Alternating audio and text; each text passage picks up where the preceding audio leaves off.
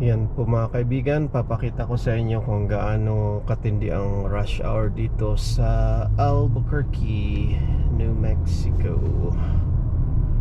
Ayan, nandito po ako sa Albuquerque ngayon at pauwi na po ng Rio Rancho. Medyo busy na po yung kalsada kasi uwian ng mga empleyado. Mabagal ang takbo mga kaibigan. Nandito po ako sa I-40 papuntang east. Ngayon, kakanan po ito dito sa flyover. Ang bagsak ko nito is I-25. Yan pong dalawang highway na yan, I-40 at I-25. Nagmi-meet siya dito sa may mga flyover na to. Kasi papunta ako ng west side, so dadaan ako ng I-25 na papuntang Santa Fe. Pero hindi pa ako didiretso ng Santa Fe. Dadaan ako ng flyover papuntang west side. Ang Santa Fe po pa diretso. Yan ay kung nakikita nyo yung Santa Fe na karatula. Ito po kasing Albuquerque ang pinaka-congested na parte ng New Mexico kasi karamihan ng tao nagsettle na po dito kasi maraming trabaho dito kumpara sa Santa Fe, which is yun po ang ang Santa Fe kasi yung capital, pero wala masyadong doon, wala masyadong trabaho doon. Okay, kakaliwa na po ako dito, nagsisignal light na ako para join na ako sa I-25. Ito po I-25 na po tong tinatahak ko dito from I-40.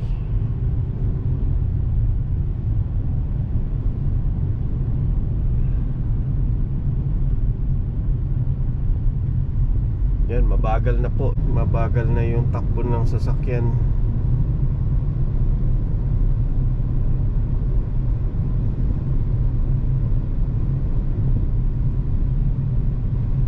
Buti na lang binuksan na yung kalsada dito kasi ang tagal nung road construction po dito. Parang inabot yata ng 2 taon yung road widening project dito sa Albuquerque. Hindi pa nga tapos yung road widening sa bandang kanan. Yan, hindi pa po tapos yung road construction, pero almost tapos na po siya. Rush hour. Bali, kakatapos ko lang po ng last patient ko ngayong araw. Bali, 7 pasyente po yung kinita ko ngayon. Nakakapagod din maghapon.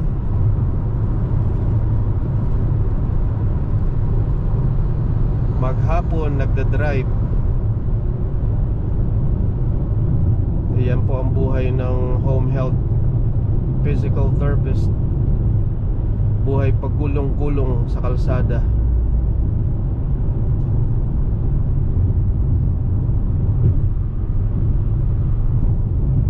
Ang technique po dito pag ganito ka-busy yung traffic, magstay ka lang sa lane mo. Dapat alam mo na yung pupuntahan mo kung saan ka lalabas para hindi ka mahihirapan mag-change ng lane.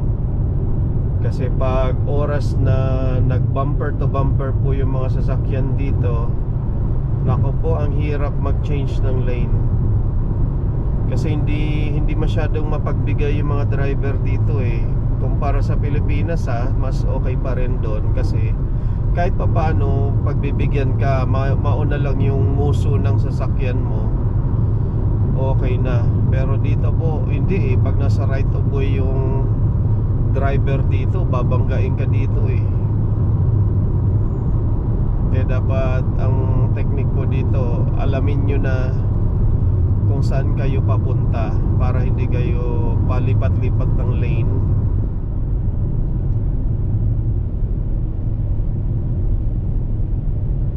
Ayan, exit ako sa papuntang Paseo del Norte. exit 232. So ito exit 231 pa lang po ito.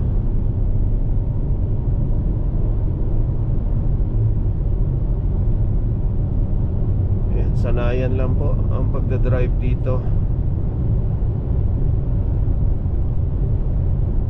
The more driving experience you have, the better you survive.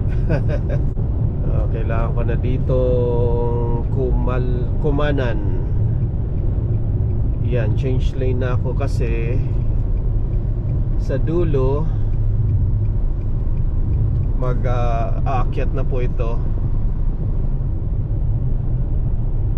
Aakyat na to dun sa dulo papunta ng west side.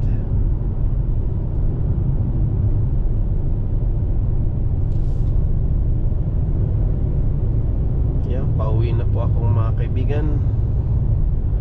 Actually hindi po ako naka-assign dito sa Albuquerque. Nagko-cover lang po ako sa physical therapist na naka-paid time off. Kaya po ako nandito ngayon. Nagko-cover ako kasi naka-bakasyon po siya. Yan, naakyat na po dito sa Paseo del Norte flyover.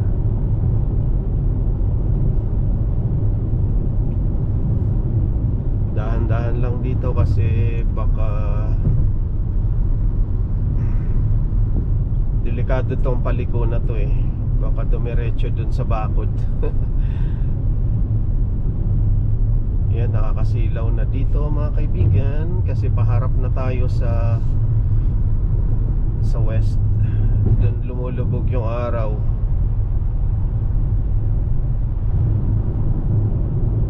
Ito medyo malaki-laki rin tong kalsada na to.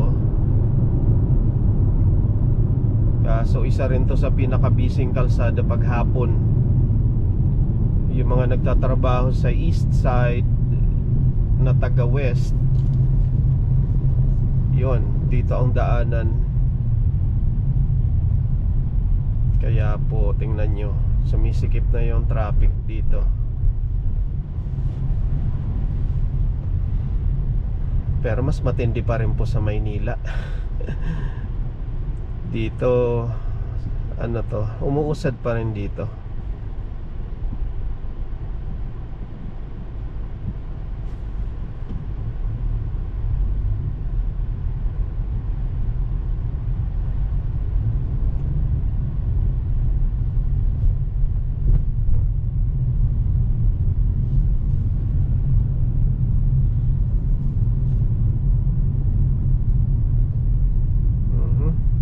Naman ako nasa tamang lane ako kasi sa dulo magpa-flyover uli ito. Kabisado ko na po kasi yung mga lane dito kung saan ako dadaan. So pag pauwi dito ako sa gitna. Kasi pag ganito po kasikip yung traffic, ang hirap mag-change ng lane dito. Hindi ka pagbibigyan ng karamihan. At pag pinilit mo dito mag-change ng lane, babanggain ka, kasalanan mo pa kasi wala ka sa tamang lane eh. Sa Maynila naman, kahit wala ka na sa tamang lane, maipasok mo lang yung nguso ng sasakyan mo, yun, ayos na yun. Pagbibigyan ka kahit pa paano. Ganon ang sistema sa Maynila. Paunahan ng uso.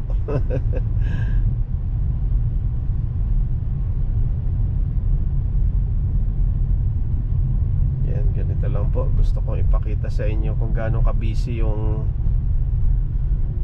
ano dito, late afternoon commute. Pag sinabi pong commute sa American English, ibig sabihin pagdadrive, hindi yung pag magko-commute ka sa sasakay ng jeep. Hindi po ganun. Yan, late afternoon commute.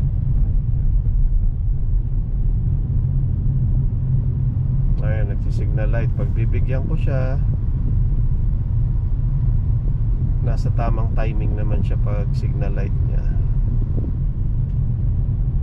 May mga driver po kasi na wrong timing. Magsi-signal light kung kailan nakatapat ka na sa kanya.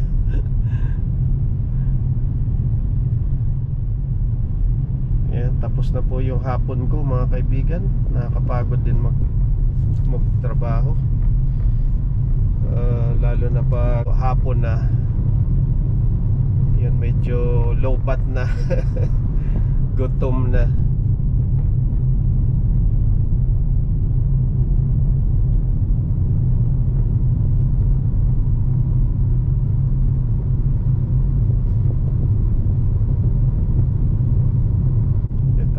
Paseo del Norte Boulevard.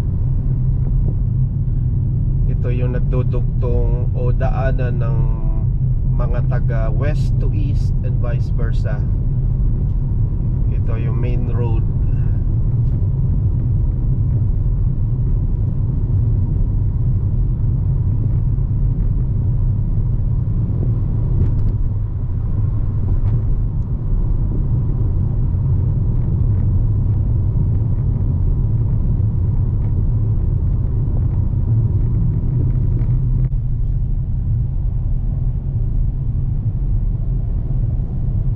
Kaibigan, 2 araw na lang at tapos na naman ang linggo.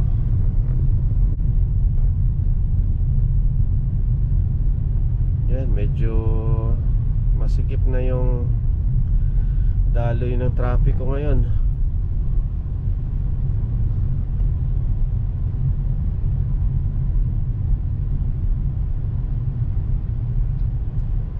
Pero at least tumatakbo pa rin.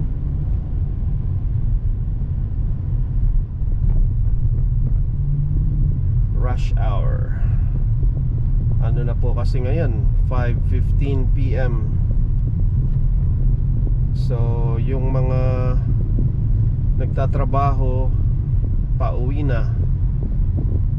Ito ang pinaka rush hour sa lahat. Pero yung mga basta mga between 5 and 5:30, yan ang peak ng rush hour. Pag mga 7 PM ka na umuwi, medyo maluwag na po yung kalsada.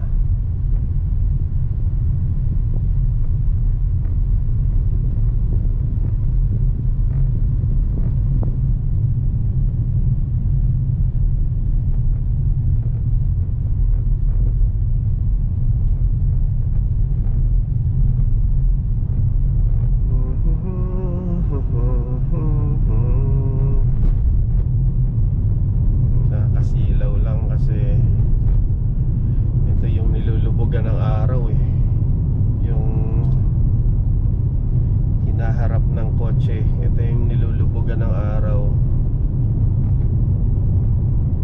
Kaya dapat meron kang sunglasses dito, saka ibaba mo yung visor pag masyado kang nasisilaw. Ang pinaka rush hour po dito mga bandang pag-araw ng Biyernes, tapos uwian, yun, napaka rush hour po.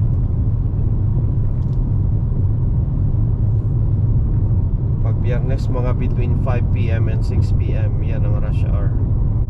Pero malapit na. Diyan na po ako sa flyover, paakyat.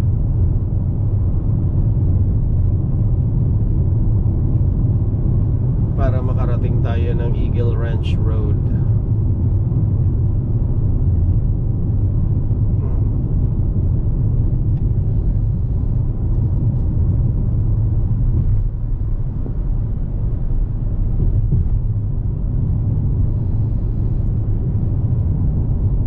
Bagal naman itong nasa unahan. Pwede naman bumilis-bilis, di ba? So, ang bawat state po may kanya-kanyang tradisyon sa pagdadrive. Ayan, pwede na ako dito. Pasok.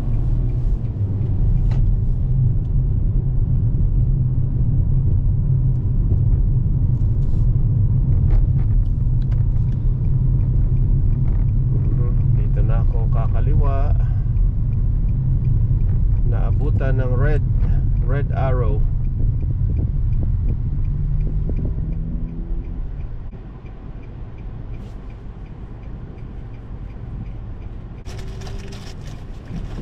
Ayan, green arrow.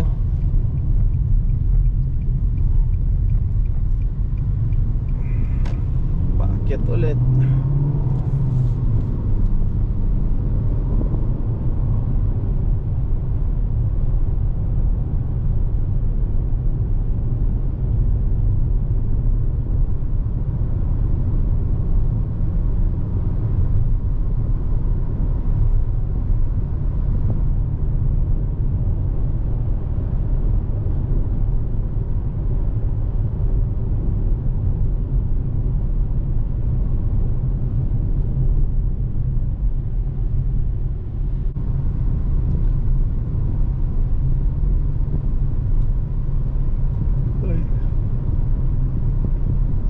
Kung hindi ako naka-sunglasses, silaw na ako. Ouch, ang grabe. Dikit-dikit na naman sasakyan dito, mga kaibigan.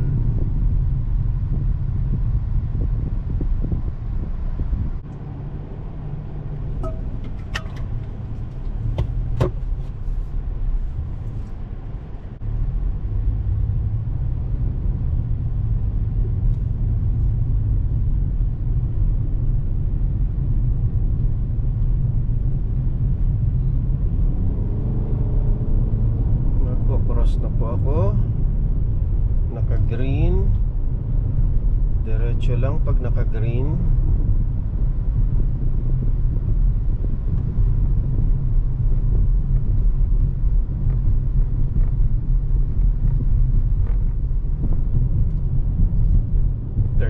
mph lang po ang takbo dito kasi merong speed trap sa dulo. Pasikipan ulit ng traffic.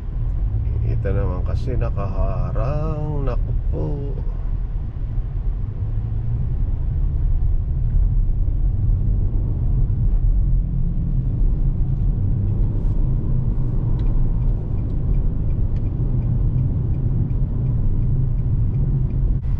Hindi tumitingin kasi sa araw yung ibang driver dito eh. Pag solid na araw, solid green, kailangang kumana na agad. Hindi yung aantay-antay pa. Naabala rin tuloy yung karamihan eh.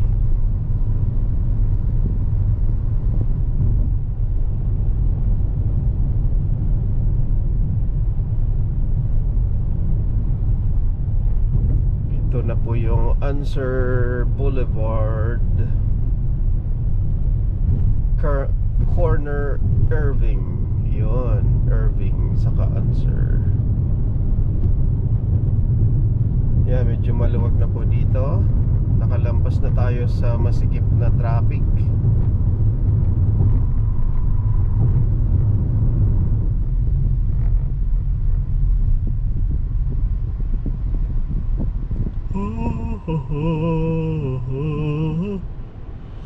Ay.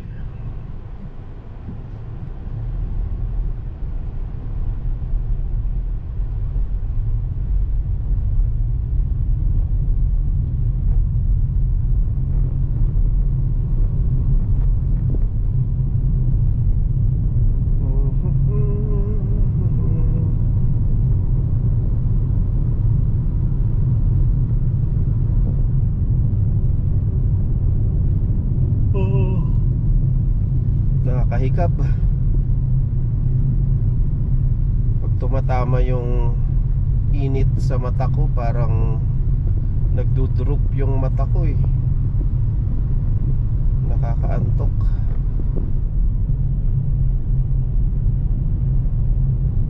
Iyan po mga kaibigan, malapit na tayo sa boundary ng Rio Rancho.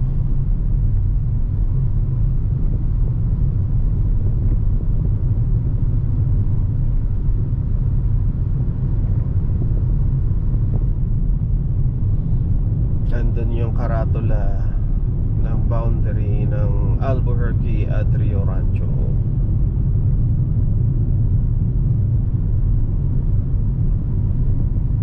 Iyan po.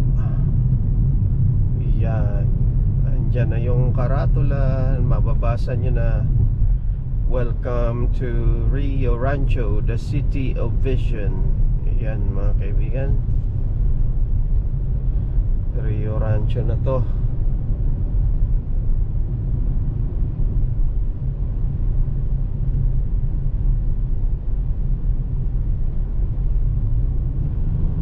Yan, tawid na sa stoplight. Makakain nga pag uwi. Pagkakain, magkakape ulit para mawala antok.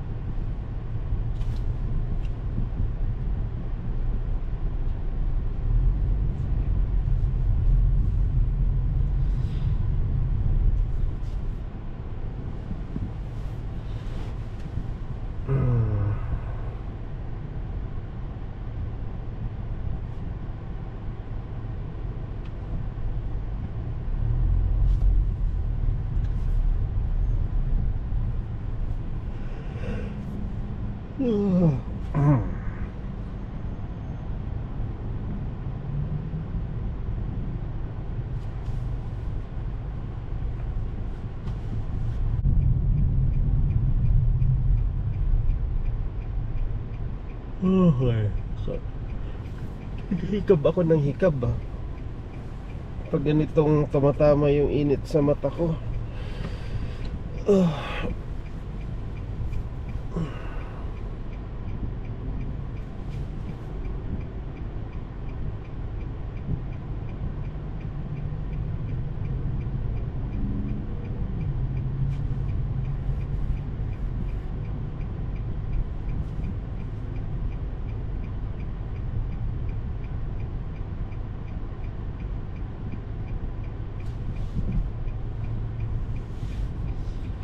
Dun, dun, dun, dun, dun.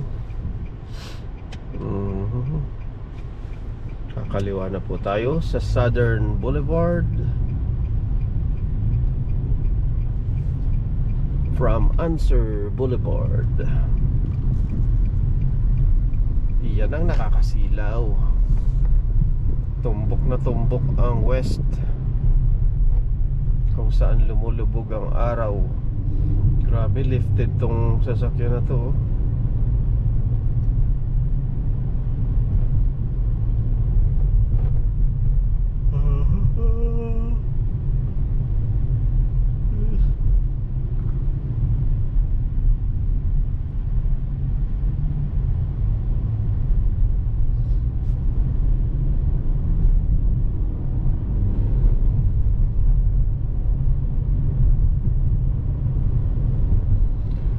Bukas trabaho na naman.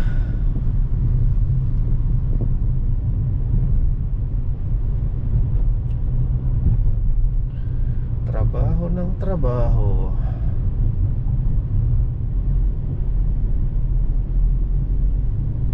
Nakakasilaw po.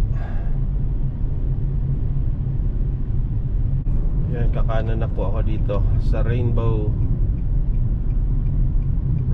Boulevard.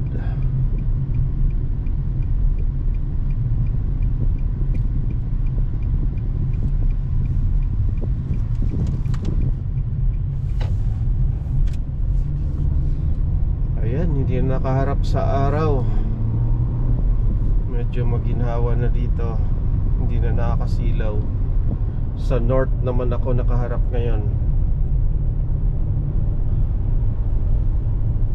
Oh, yan lang po ang daan dito mga kaibigan. Pauwi na po ako, so ulitin po ulit.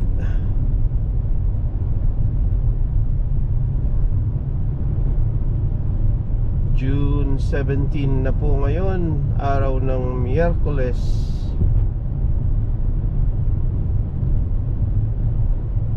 Sa susunod po ulit mga kaibigan. At mamamaalam na ako. Kita-kits na po. Bye!